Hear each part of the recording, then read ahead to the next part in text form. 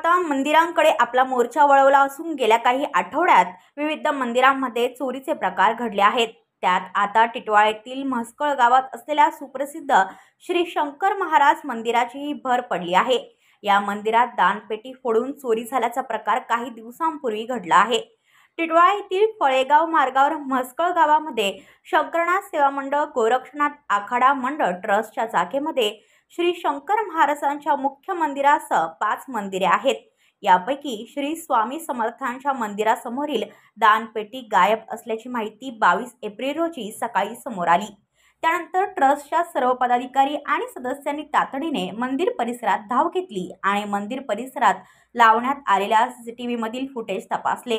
त्यामध्ये 3 इसम तोंडाला आणि डोक्याला रुमाल बांधून श्री स्वामी समर्थ मंदिरासमोरील दानपेटी घेऊन जात असल्याचे त्यांना आढळून आले।